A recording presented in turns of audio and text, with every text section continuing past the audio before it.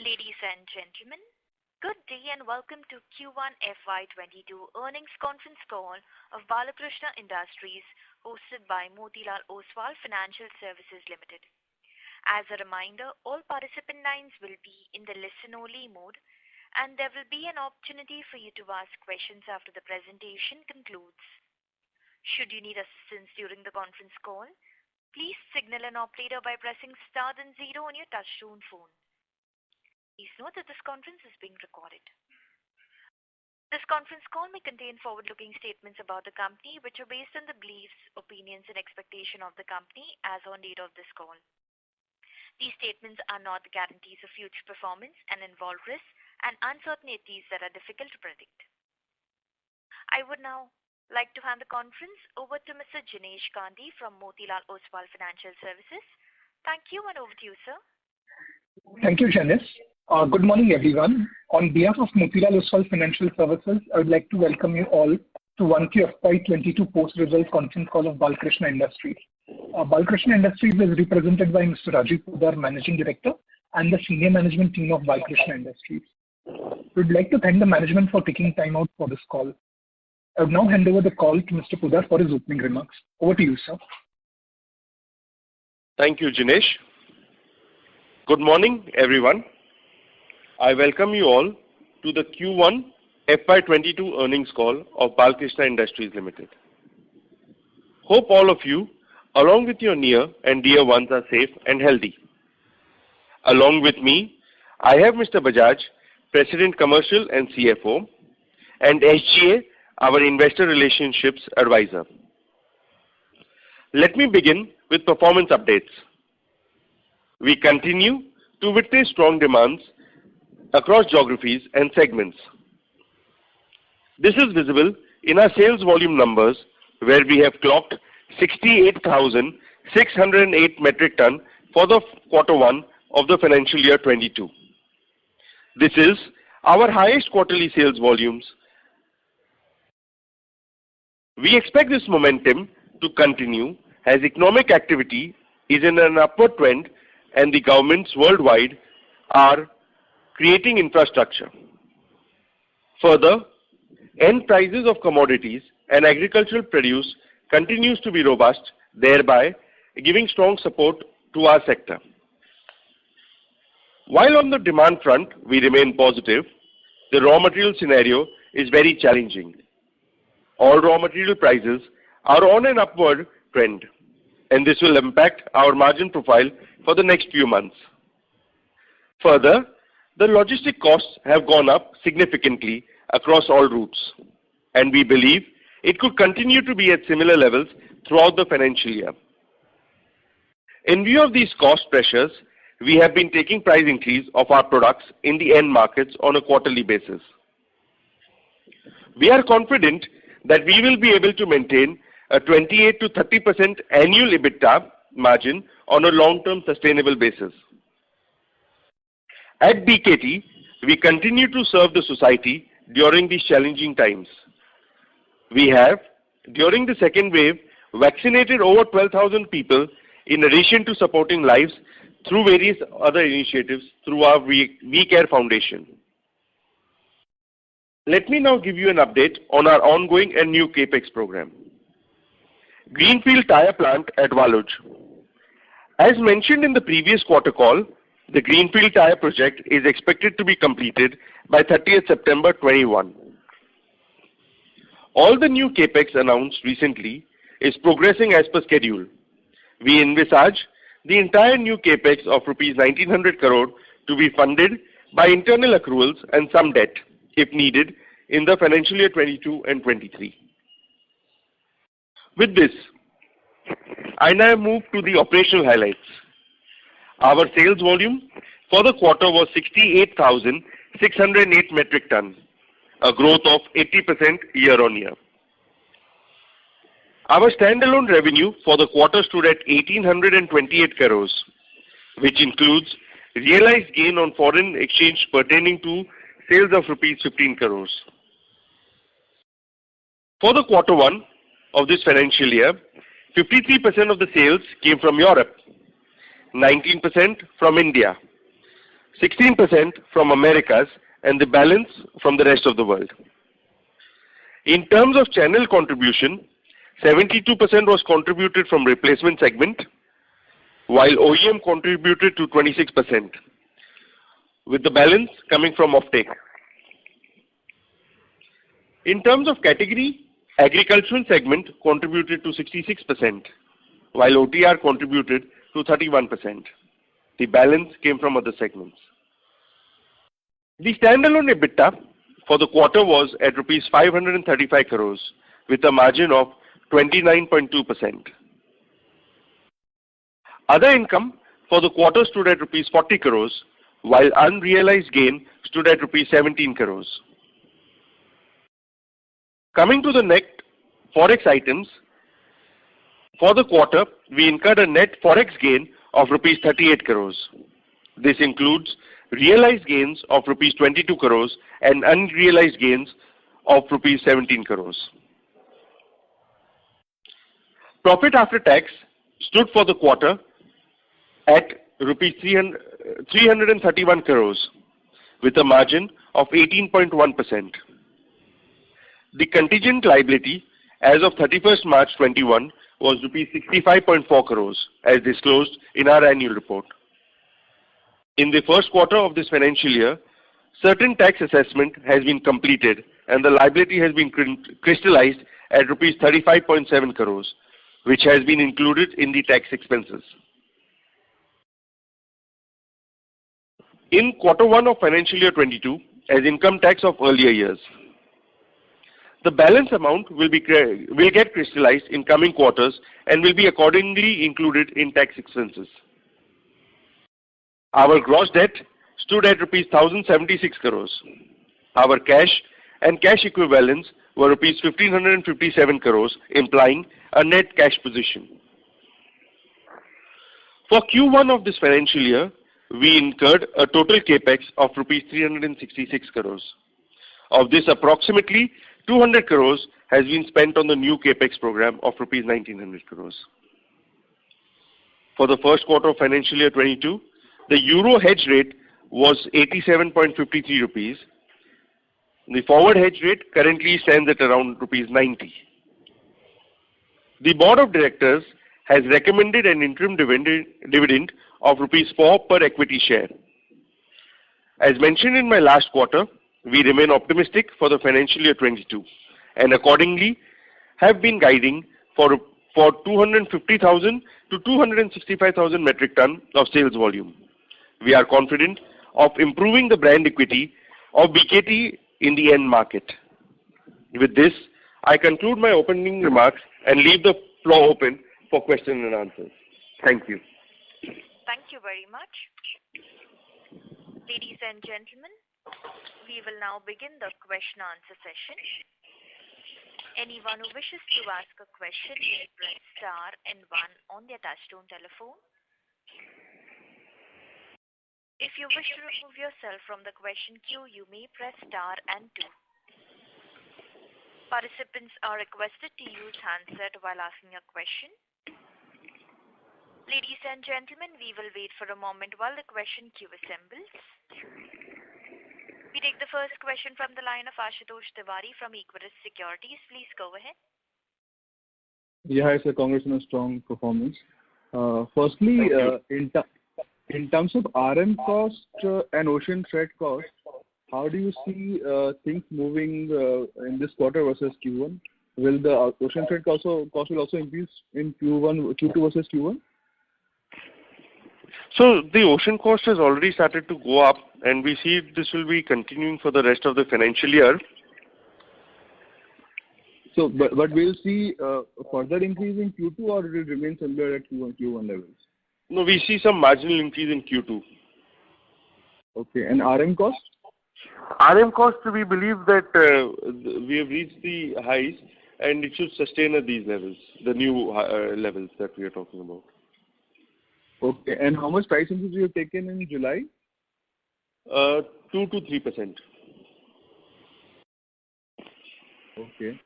So, I mean, if the only ocean freight cost will increase quarter on quarter, RM will remain stable, so will that mean that margins will improve in Q2 versus Q1? No, so we believe that it will sustain itself between the guidance that we are talking about, between 28 and 30%, and we are quite confident of hitting those numbers. And so secondly, on this Waluj expansion, so after that capacity comes in, will we still operate the old plant if required in terms of demand, or we cannot do that? We will see once the ramp up and the production is shifted, what is the condition. We'll do an assessment, and then we will take a call on what to do with the old plant. Okay, sir. Thanks a lot. I'll join back. Okay. Thank you. The next question is from the line of Siddharth Bera from Nomura. Please go ahead. Hi, sir. Yeah, thanks for the opportunity. Sir, my first question is on the demand side. I mean, clearly we are seeing a very strong commodity and cycle and crop cycle. And I mean, based on your experience, this will be probably the second year when we are seeing such a strong demand for us. So, in terms of the outlook, can you indicate how to look at FY23? Can we again grow? Because ultimately these are generally follow a cyclical pattern. So, any thoughts on how to look at 23 growth over the strong growth this year? And second is on the, tonnage also. We have continued to guide about 265K, which implies only 65 per quarter in the next 3 quarters. But given the strong demand, I think it can be higher. So some thoughts on that. Why are we being so conservative? So as we said last quarter also, and now also we are repeating that the current times are unprecedented, and there is a lot of uncertainty around the world whether the new wave hits, the new variants get mutated. So that's why we are saying that we are confident of hitting these numbers. The demand is strong as of now, but looking at the uncertainty around us, we cannot predict what will be the exact number. We will review it in the end of next quarter in that call. Then by that time we will have more visibility towards the last 2 quarters, so we can look at those numbers more accurately at that time. Okay. And sir, on the outlook for next year, if you have any visibility on that, how do you look at this cycle sustaining? So it's too early to give a number for next year, but overall, if you can see that with the capex coming up and the expansion program that we have lined up, we see that the demand should remain strong and sustain itself in the coming years. So that's why we are taking ahead this program of expansion. So it looks good, but difficult to give an exact number for the next year or on the period for exact numbers for the next year. What will be there, what will not be there. Okay. And on the capex side, sir, what is the maximum capacity of production we can do in the next few quarters? And will there be possible to prepone the second phase of Bhuj plant if the demand is strong? So we are working strongly towards the new project which is there, and as I mentioned in my opening remarks that the progress is already there and is going on in schedule. So we are looking to see how best we can do. As far as the capacity that we are currently operating, it looks difficult to get numbers very significantly higher than what we have right now. So as we've said, our current capacity is at 285,000 metric ton. And that's the maximum we can do till the new project comes on board. Okay, sir. I'll come back in this. Thank you. The next question is from the line of Pramod from InCred Capital. Please go ahead. Yeah, hi, sir. Hi. I wanted to know any of the sub-segments you feel are surprising you on the demand front or the demand pool? Sorry, can you repeat your question? Your voice is very unaudible. Can you hear me now? Yeah, better. Yeah. So basically, I was saying within your sub-segment, anywhere you see the demands being better than what you thought at the start of the year or 6 months back? So in all the segments, we are seeing a good positive trend, whether it is in the agricultural side or industrial construction side. Everywhere we are seeing some good offtake coming up and good tailwinds in all sectors. So it's very difficult to say one sub-segment or the other. Overall, there is a good tailwind. And in that context, where are your system inventories in the sense, the stockyard inventories or the in-transit inventory? How they stand? Are they still at the normal levels, or you think they have substantially gone below, considering the demand is strong? So the inventories, it's a part of the cycle, so it's going on. We are managing that well and looking to sustain those, keeping in mind the existing levels of sales which are there. You don't feel they are understocked or any of that? No.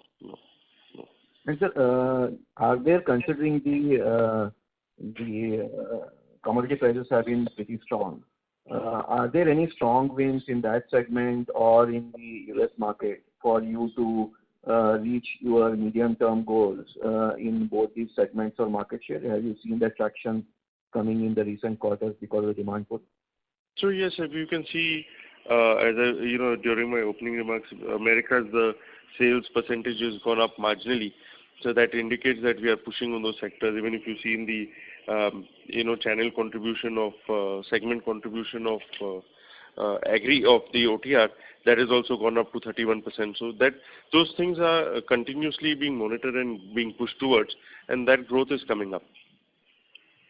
Thanks a lot.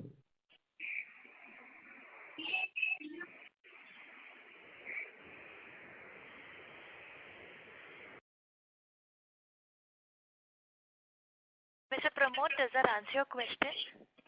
Yeah, thank you. Thanks. Thank you. The next question is from the line of Ankit Kanodia from Smart Sync Services. Please go ahead.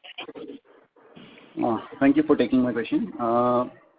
If you take a long-term view, as in if you see the trajectory in which, if you compare our tires and prices of our competitors in the other geographies, so there was a huge gap earlier, somewhere in 2005, 6, 7. Then the gap is slowly narrowing down over the years. So right now, if I am correct, it is somewhere between 15 to 20%, right? Correct. Yes. And if we take a, say, 5 to 7 year view from here, it may further reduce. So how do we stay relevant? Mainly my question is towards the brand initiatives, as to how much that will come into play, or we still be focused more on becoming a lowest cost player. So I think throw some color there. Yeah. So I think if you see the initiatives, keeping in mind that we would like to bridge the gap to the top level, we have already started initiatives a few years back. And if you see our sponsorship program, brand building awareness programs have been going on across all geographies. And we are spending quite a significant amount of money towards that. So that is what we see. Of course, we will reach a point where we will be closer to the top, but we will not be at the top. We will not be at the top competitor level, but there will always be some gap, but the gap will continue to narrow for the time being. Okay, thanks. And so if we again look at the last cycle when the whole the OTR market was basically stagnant during the period of, say, 2013 to 2018-19. So we experienced really good volume growth even in that period. Now when we see all around the world the demand coming back, which is also reflecting in our quarterly volume numbers also. So is it fair to assume that over a long-term period, say 3 to 5 years, we will have a far higher growth trajectory in terms of volumes?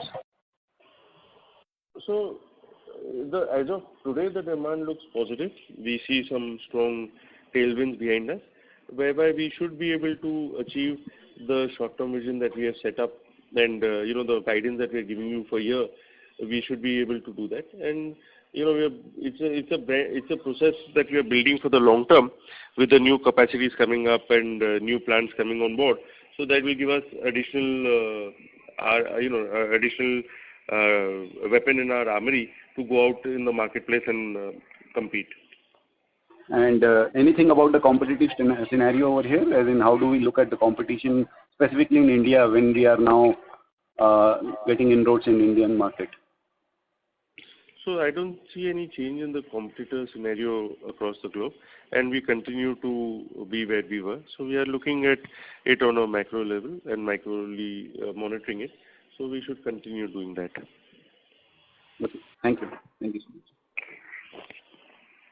Thank you. We take the next question from the line of Arjun K. from Kotak Mutual Fund. Please go ahead. Sure. Thank you, and congratulations for a good set of numbers. My first question is just a clarification, sir. In inventory levels, you stated inventory levels have normalized. Are we talking of our inventory levels or at the dealer level or at the OEM level? At the dealer level. Sure. Because earlier we referred to them be slightly lower than normal in terms of inventory. So you believe that with this volumes, inventories have now normalized? Yeah, for the moment they're normalized, but they're yet on the lower side of where they were, but they're much better than earlier. So that's why we say they're normalized. Sure. Just curious, in terms of number of days or in terms of quantity, how would that be different from what probably we have seen as a base level across our dealerships? So normally we used to have maybe about 40 days, 45 days, which is now close to 35-40 days, which had gone down to about 20-25 days. Now it's up to about 35-40 days, approximately. Sure. No, this is helpful. Secondly, sir, you talked about taking price hikes across on a quarterly basis. So while you have given a long-term guidance of 28 to 30, does this cost increase account for the increase in freight expenses, or you believe that since it being transient, that is not something probably you'll be able to pass on, given that our competitors are more local-based versus raw material, which impacts everyone equally? So, I mean, the last price increase which we have done in July should offset some of the operational cost of logistics which are there. So, we that's why I say that we should be able to sustain at these numbers. So that's why the guidance is a volume of 28 to 30%. And, we should sustain at those levels. Sure. Fair enough. Lastly, in terms of just the product profile by itself, so we hear a lot of incrementally environmental conscious companies shifting maybe towards EVs for mining operations. So do we have specific tires for the same? Is there a different compound used, maybe more silica versus carbon black? Maybe if you could just talk about that, our R&D efforts, etc. So while we have come with higher inch tires, if you could just talk about how our R&D will evolve for future technology. Yeah, so if you see, we have been doing that in the past, and the reason I refer to past is because there is something in the works on this front, but it's too early to mention or disclose. So we will get back to you once we have more concrete details to share. But if you see historically, we have always been amongst the top players to bring out and be along with the curve on innovation. So even in the agri side, when you spoke about low soil compaction and all, BKT was amongst the top 4 companies across the globe to launch in those segments. So we are working on these segments and these EV tires, etc., but too early to disclose anything. Sure, fair enough. Just the last part of the first question, in terms of peak, so what is the peak inventory levels that we have seen being with dealers? If you could just help me with that number. Sorry, what is the?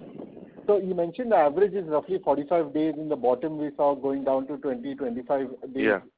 So in peak, what's the peak inventory that we have seen with dealers? The peak inventory should be around 45 days. Oh, okay. Sure. That's helpful. Thank you. Thank you. We take the next question from the line of Ramdesh Prasad from Credit Suisse. Please go ahead.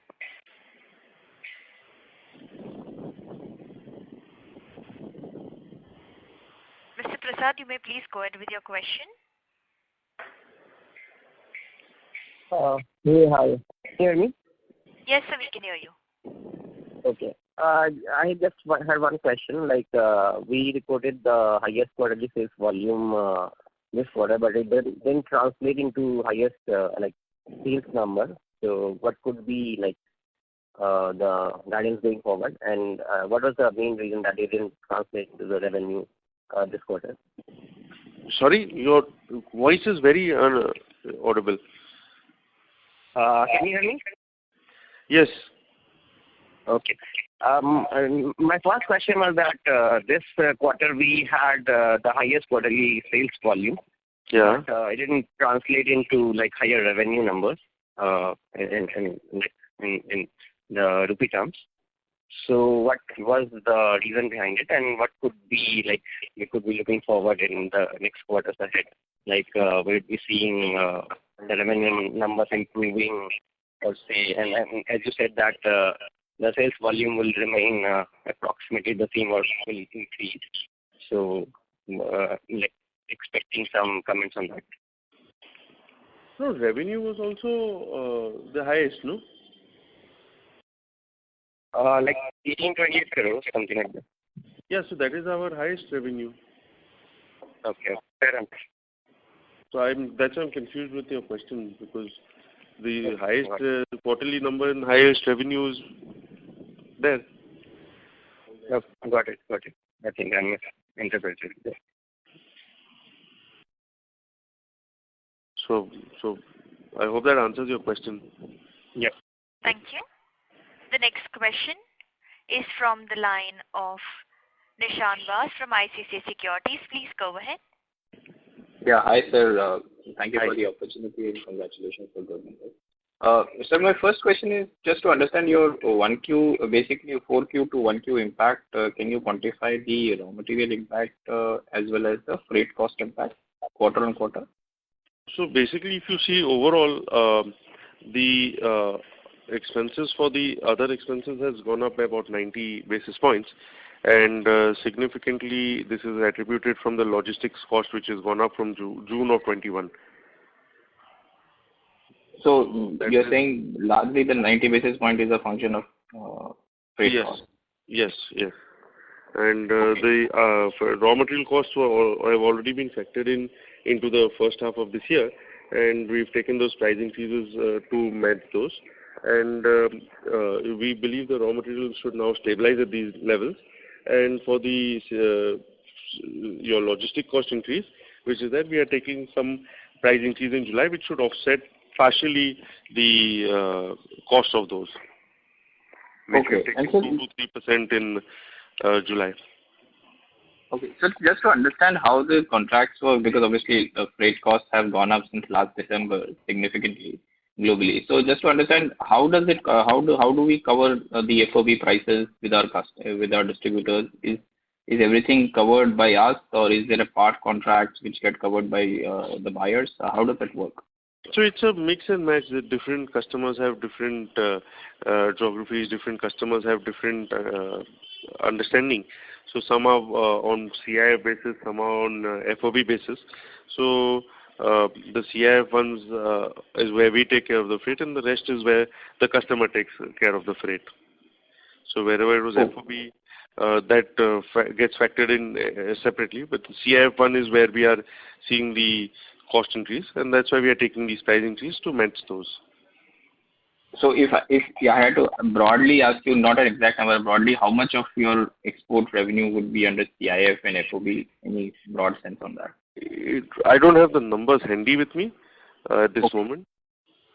No worries. So sir, my second question is on the A&P expenses. Obviously, we've been carrying out brand building exercises for multiple years now. So how are you thinking about that this year as you're coming out of the pandemic? Are you looking at expenses in terms of in line with revenue growth, or you're thinking of percentage likely to remain same at 6%? How are you thinking around that? Yeah, so I think on an aggregate level, we are spending to the tune of 120 crores, and which we see will continue at these levels for the time being at least. Okay, but this is just from pure marketing, you mean, not commission discounts? Okay. This is promotion in regards to promotion and marketing spends, basically brand building activities, what you're talking about. Okay, but there is no incremental new program over last year. Not at this stage, but as the business grows, we constantly review this and then continue to monitor whether it needs to be increased or go up or go down. Okay. And sir, my last question, if you can help us, you mentioned about your euro hedge rate. What was the dollar pricing for this quarter, dollar hedge rate, or whatever you realized? Dollar 78. Sorry, sir? At 78. 78. Okay. Thank you. Thank you. The next question is from the line of Sanjaya Satpathy from Ampersand. Please go ahead. Yeah. Hi, sir. Thanks a lot for the opportunity. One question is that your revenue mix was 23% for India last year, and it has come down to something like 18-19% this Q1. Was it because of some lockdown-related issues, or you lost market shares? No, it is. If you see in the first couple of months of this financial year, most of India was under lockdown. Though we didn't have a central lockdown like last year, but at state levels, a lot of them were under lockdown. So we're seeing that effect come in. So will that kind of is that improving now, and we will see better number from India going forward? We are hoping for that, yes. Okay, and you have not seen any signal yet? No, basically the demand is robust in India. India overall situation is good, so we expect it to come back to those levels. Okay, and there is no seasonality, or there is like say monsoon or some XYZ factors? Yes, of course, agricultural has a seasonality. So July, August are also marginally weak, but there's a build-up which was there, because of the lockdown. So we don't expect this year the seasonality to come back. To affect the agricultural sale. Overall, also, if you see the monsoon has been good in India, so which is also a good factor for the season to come, the farming season. So we expect it to be good. Understood. And so what was the capacity utilization in Q1 for you overall, considering that you had highest ever quarterly sales? And is capacity becoming a bit of a constraint for you to really give a better guidance despite such a strong number in Q1? So, yes, we are operating at near peak levels. So, this is definitely becoming if we are reaching our peak levels, so it would definitely come to become a bottleneck. And that's why we have taken up the CAPEX program. In the season, already we had started that a couple of quarters back. So we have already made, we have already processed in that. We have already proceeded in that, and that should come up as per schedule. Understood. So my last question is that you are the lowest cost producer globally, and you are facing kind of capacity constraint.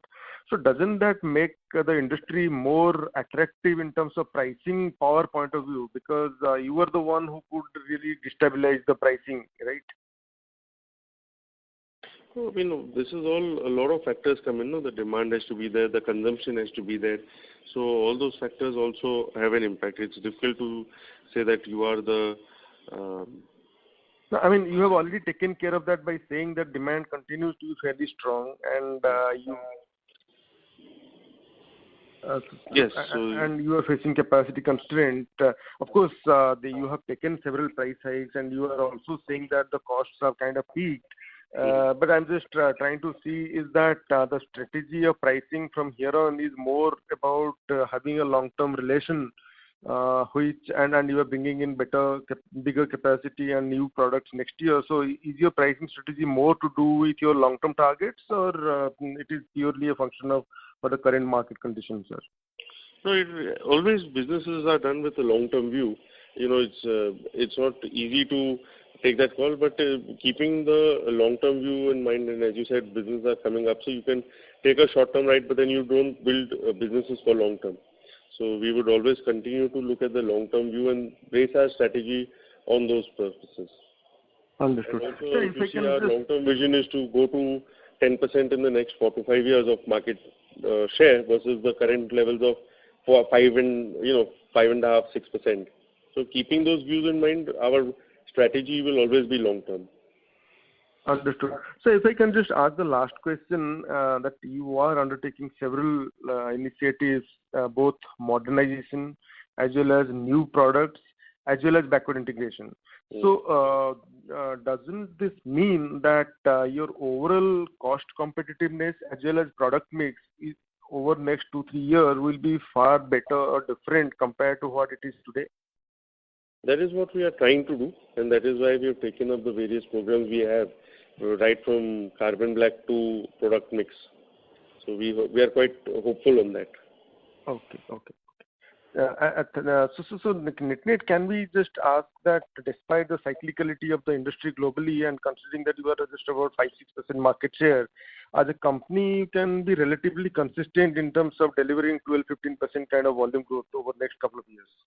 It's difficult to put a number that way, but if you see, that's our vision, and long term view is to hit that 10%. So if you in the next 4 to 5 years, so if you put the match together, you will hit those. You will have to hit similar numbers to get there.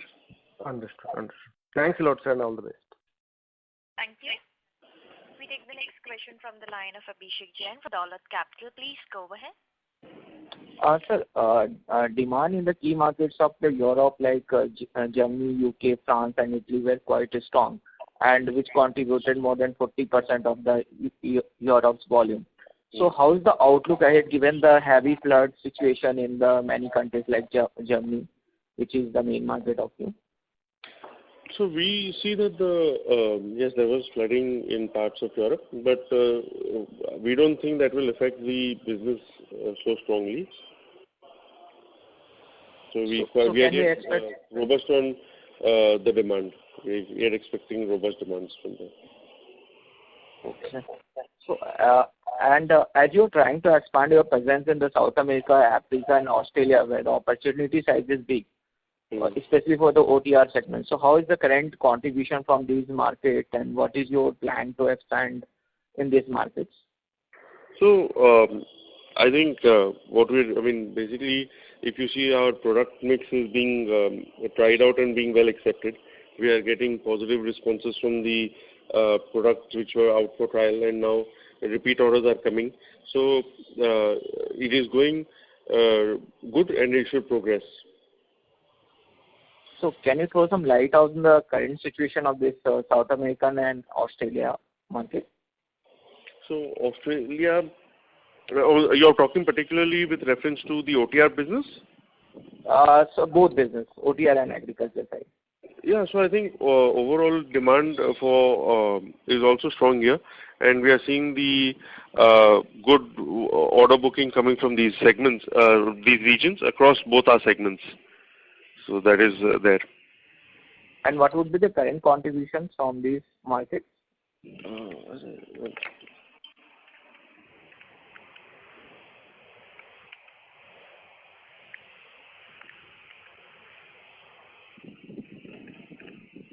About 12%. South America and Australia both? The whole South America, Australasia, Asia, put together, Middle East. Okay, sir. Sir, my last question is related with the other income, so which has gone up significantly in this quarter because of the forex gain, and you have also invested good money in mutual fund in FY21. So just wanted to know what would be the fair run rate for the other income for the ensuing quarter? What would be the fair run rate for the other income for coming quarters? It should be the same as this quarter. 70 to 80 crores kind of. Yes, similar to this quarter. Thank you. That's all from my side. Thank you. The next question is from the line of Basudev Banerjee from Ambit Capital. Please go ahead.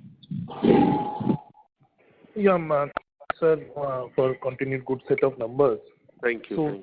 So where this volume front, margin front, ROC, balance sheet, everything is excellent. So how to look at things beyond the continuity of this? So Any thoughts on global M&As to enhance your scale close to what, $7 billion market cap already? So how to look at that? That's on a M&A and all, those are constantly what we keep on watching out for. While we grow, organically and do everything at the grassroots level, we always watch out for any opportunity which comes on in the global level for inorganic growth. So far, we have not found anything worthwhile, and hence we have not done. But we continue to watch for this. If there is anything, any opportunity that is there, we will definitely evaluate it. We are not looking to get any assets internationally, and hence that restricts our opportunities drastically. But we continue to monitor this space on a quarterly basis.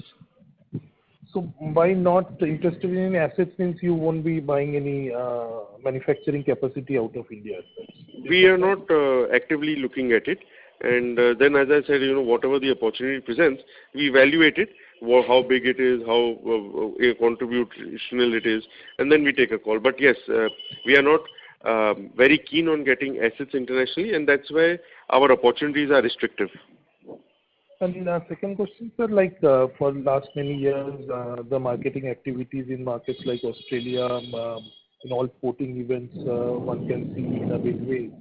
So how the end result in terms of demand picking up from those initiatives in those markets? So basically beyond Europe and US and India, how things are going on? Basically, if you see across the globe, if you look at historical numbers, Europe used to contribute roughly about 65-70%, and on an enhanced number that has gone down to about 53-55%. So you can see that the other regions are contributing. India, where we didn't have much sales, is now up to about whether 20%, 21% last quarter or 19% because of the lockdown. You can see on the enhanced number, these are becoming important. Similarly, rest of the world has also gone up to 12% on the enhanced number. So these initiatives that we are taking are giving, are resulting in fruitful conversation into orders and sales. Can you highlight specifically how much Australia and Russia are contributing? I don't have the breakup of that handy at this moment for individual territories. We always club it in the rest of the world. Then Russia is a part of Europe, so it gets clubbed into Europe. And last question, sir, how's the global market growing and what's the size of market as of now? So as I said, we are at about 5.5% of the global market. So that should give you size indication. And so we have 95% available to us to go ahead and grow. And the market seems to be growing at an average pace of around 3 to 5% in the off-highway tire space. Basically agri plus industrial combined. And OTR, yes, everything put together. Sure. Okay, thanks. Thank you. Before we take the next question, a reminder to the participants, please limit your question to 2 per participant only. You may come back in the question queue if you have a follow-up, as we have people waiting for their turn. The next question is from the line of Ashutosh Tiwari from Equirus Securities. Please go ahead. Yeah, hi, sir. Obviously, the agri commodity prices remain strong, and even the metal commodity prices, that is impacting demand positively. But is there an element of pent-up demand as well? Because last year, COVID hit basically market in the peak period. So is there an element of that as well in this year demand? No, I think that has been covered in the last year, the Q2 and Q3. Now we feel that the demand is genuine and is strong because of the commodity prices, and overall governments are spending on infrastructure, etc. So we see this is not no longer the pep-up, but we feel it is genuine demand. Okay. And secondly, you mentioned the capex in Q1 was around 366 crores. What will be full year capex? Roughly between 900 to 1,000 crores. So the capex number going ahead will be lower than this quarter in the subsequent quarters.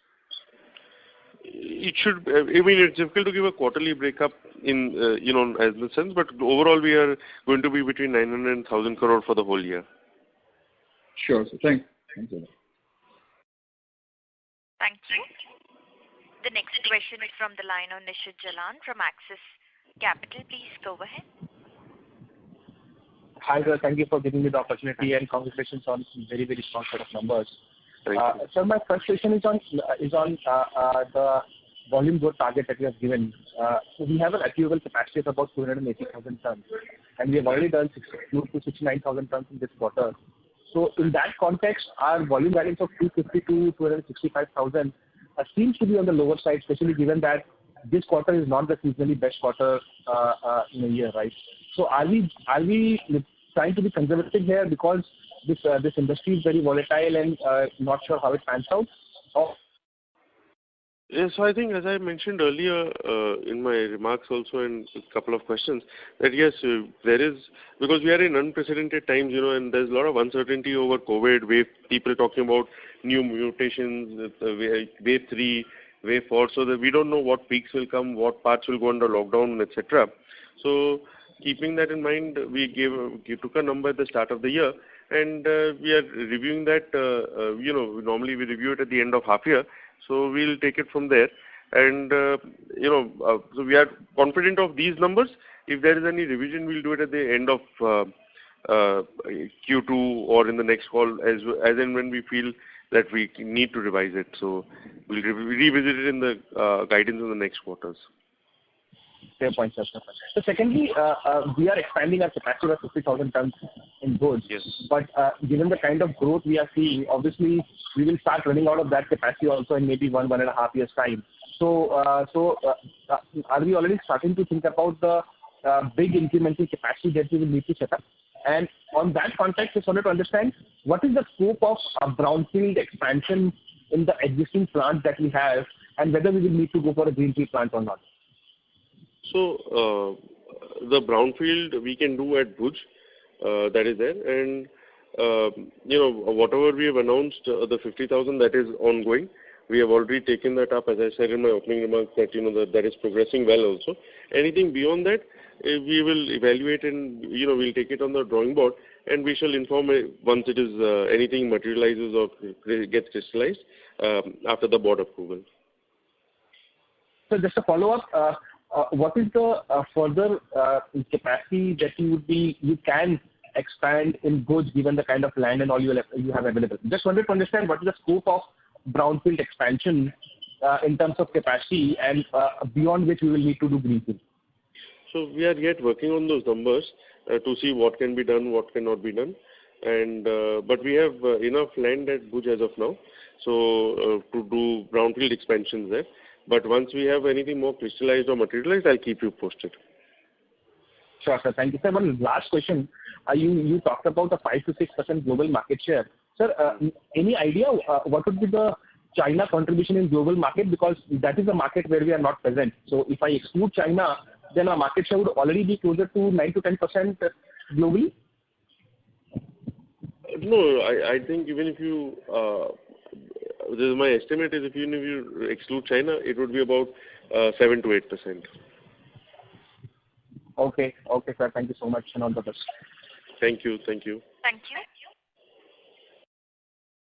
We take the next question from the line of Devanshu Sampat from Yes Securities. Please go ahead. Hello, sir. Good morning. Good morning. The two questions. So, given the capacity constraints, is there a possibility of, or a strategy that we have of upping prices or possibly narrowing the gap between us and the peers to keep the revenue momentum going, into FY23 till the time a new capacity is come on stream? So, I mean, if you see, we work more on a long-term view. So, we don't want to gain short-term because, this will impact our long-term view. Even when the demand was low, we did not break our prices. We constantly maintained our prices. So, even now when there is some uptake in demand and capacity constraint, we don't want to hit out to our dealers and distributors by upping the price. So, we will maintain that for the long-term business view. Okay. And can you give a sense of what is the, what has been the pricing action by the competition? Like, is the gap maintained or has it widened, or is it, how, if you can It's similar. It's similar to what it was. Okay. And the last question, can you give a sense on how is the pricing strategy of BKT versus the domestic in the domestic market versus other brands? Are we at if you can give a sense on how we are priced versus competition? So in India, we are priced at a premium, and priced at par with the top manufacturers. Okay. So we are at par with them to a little bit of a premium. So we are on the upper end of the market in India. Okay, got it. Thank you so much. All the best. Thank you. Thank you. The next question is from the line of Lokesh Manik from Vallum Capital. Please go ahead. Yeah, hi. Good morning, Rajeev. Hi, good morning. My question is more on the distribution network. So, have we been able to expand distribution network in the last 1 year? And the growth that we are seeing in this quarter, is it more driven by the existing distribution network or from the new additions? So there has been very little additional distribution network that has been added in the last year. We evaluate where the gaps are and then try and fill that.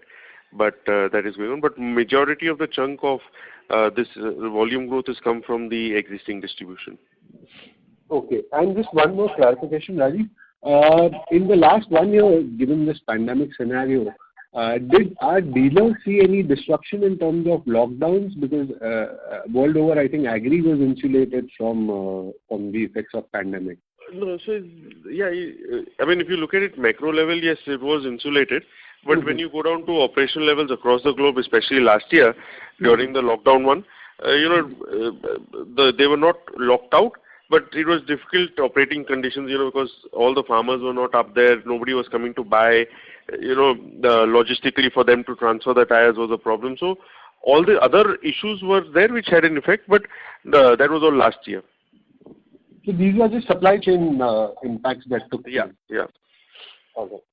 That's it, Rajeev. Thank you so much. Thank you. Thank you. The next question is from the line of Nishad Vas from ICICI Securities. Please go ahead. Hi. Yeah, hi sir. Thanks for the follow-up.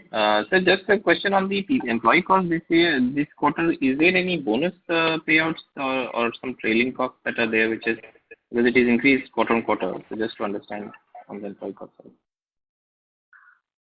No, it is no bonus or anything. It's just there's a marginal increase, but that is just because some additional people for the new plants and new, that those have started coming in, and that's why this increase you can see. So this should be a stable run rate for the year, or you think this will further increase? No, this should. Marginal increase should be there, but by and large stable. Okay, fair enough. Thanks. That's all. Thank you. Thank you. The next question is from the line of Nishit Jalan from Axis Capital. Please go ahead. Thank you, sir. Just one follow-up and a housekeeping question. If you can share details on the carbon black, especially the external sales, what percentage of revenues was from carbon black, and in terms of our backward integration, where are we? What percentage are we sourcing in-house now? So in-house we are sourcing 100% from our own manufacturing. As far as third-party sales, it is less than 3% of our overall sales. And as per the capacity of carbon black per se is there, roughly about 25 to 30% is sold in the open market. Okay, thank you so much. Thank you. The next question is from the line of Shyam Sundar Sriram from Sundaram Mutual Fund. Please go ahead. Yeah, hi sir. Good morning. This is Shyam. Thanks for taking the question, sir. My first question is, you just spoke about China's contribution in the overall agri OTR market is about 7 to 8%. Is there any China plus one strategy that is being thought out by either the OEMs or by the countries themselves to diversify their dependence away from China per se? Are there any non-tariff barriers such as labeling norms or anything of that sort which is coming up that can that can impede our even from our perspective as well? Is there any other such challenges coming up? Thank you. These are the two questions. No, so we don't see any non-tariff barriers being moved by any top manufacturers of the global world. So we don't see that. And China plus one, sir, is there any thought process to diversify away from China, either by any of these geographies or by the OEMs, your customers per se? No. Nothing. Okay. Thank you. That's it from my side. Thank you. Thank you. The next question is from the line of Disha Seth from Anvil Wealth. Please go ahead.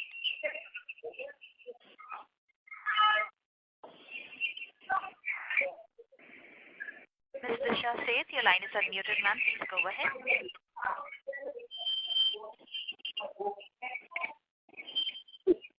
Hello.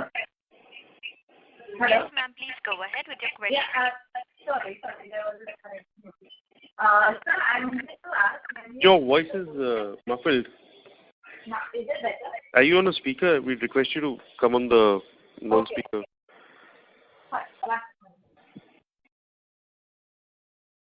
Hello. Hello? Hello. Yeah. Yeah, sorry. So I wanted to check when we achieve the full capacity of 335 tons. So what is the peak revenue can we achieve from the current capacity? I'm thinking from the point of view that demand is strong going forward for agriculture and OTR. So in coming 2 years, what revenue can we achieve from current capacity? So, I mean, our capacity is peak capacity is 280,000 tons, 285,000. So if you hit that with this, we should do. But we don't usually discuss numbers in crores. We normally talk in tonnage basis. So because everything can be fluctuated on the pricing, what is the current pricing, etc. So normally we talk on the tonnage terms, which is 280,000 and 285 and then 335. Okay. So, okay. And so then 335 can be like in 2 years, right? Yeah, in as per the schedule that we have mentioned. Okay. And so on the margin front, when you're talking about RM portion, freight cost portion, you were of the opinion that the margin for Q1 will be maintained for the year. So I was asking, in spite of the RM portion and freight, we can maintain margin. Is it because of the product mix? So as we've always said that our margin on a long-term annualized sustainable basis will be between 28 to 30%, and that is what we maintain, and that we are confident of achieving those numbers, and that will continue. Okay, sir. So that's it from my side. Thank you. Thank you. Ladies and gentlemen, that was the last question for today. I would now like to hand the conference back to the management for closing comments. So we thank everybody for taking out the time and coming on this call, and we hope that you and your near and dear ones continue to remain safe in these unprecedented times, and please take care. Thank you. Thank you. On behalf of Motilal Oswal Financial Services, that concludes this conference. Thank you all for joining. You may now disconnect your lines.